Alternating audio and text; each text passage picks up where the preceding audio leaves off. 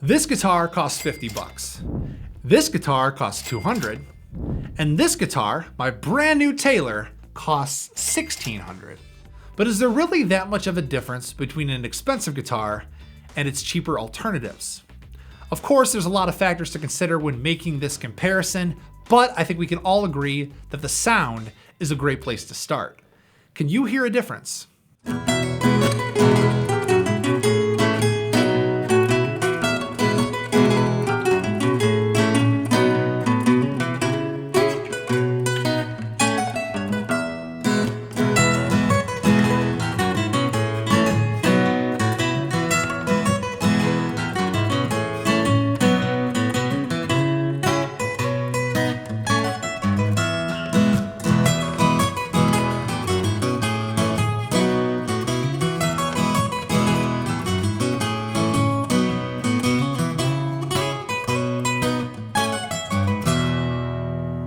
I think it's safe to say that the $50 Rogue sounds noticeably worse than the other two. It sounds incredibly cheap. But on the other hand, the $200 Fender and the $1,600 Taylor sound decently close to one another. I'm not surprised because in the guitar world, the law of diminishing returns certainly applies.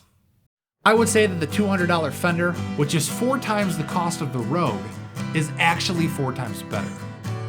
It sounds better, it plays better, and the craftsmanship is far better. There are noticeable defects on the Rogue, even though this guitar is brand new. But the Taylor, which is 8 times the cost of the Fender, definitely isn't 8 times better. So what's the benefit, and why does it cost so much more?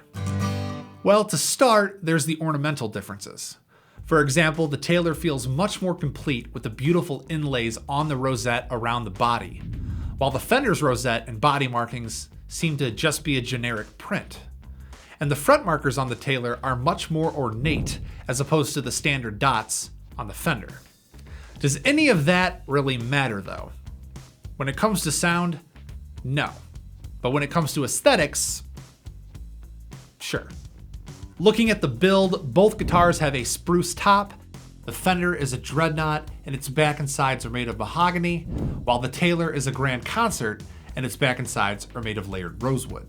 Many audiophiles will swear that the woods make a huge difference in the tone, but to be honest, I have a hard time telling that much of a difference. But what do you think?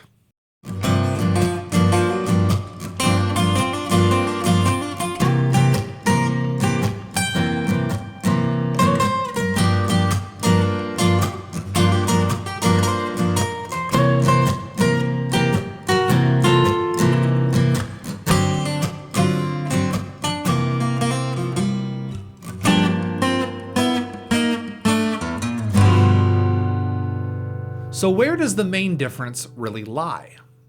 Until recently, an entry-level Fender was the only acoustic guitar I had, and I had a hard time imagining how a guitar could even be better. It felt precise and perfect, it was well built, and it always played great. I was very pleased and thus never felt the need to upgrade. But when I played this Taylor, I finally realized why it was so much more expensive, and it all comes down to one simple thing: craftsmanship. This Taylor is a work of art. The quality is incredible, and I can tell that this guitar was hand-built by passionate luthiers, while the Fender was most likely built by a machine. Because of this fundamental difference, the Taylor is much easier to play, and it just feels better in your hands. This difference is so incredibly important, and it is, without a doubt, the main benefit you get when you buy an expensive guitar. However, it is also incredibly subtle, so much so that I don't think a beginner guitar player would even be able to appreciate it. The same way it takes a person with a refined palate to notice the distinctions between various fine wines, it takes a person with a certain amount of skill and experience to really feel the difference between a budget and an expensive guitar. And now that I can finally appreciate that subtle difference, I think it's worth it for me to spend the money. Yes, my Taylor acoustic was expensive, but so is my cell phone.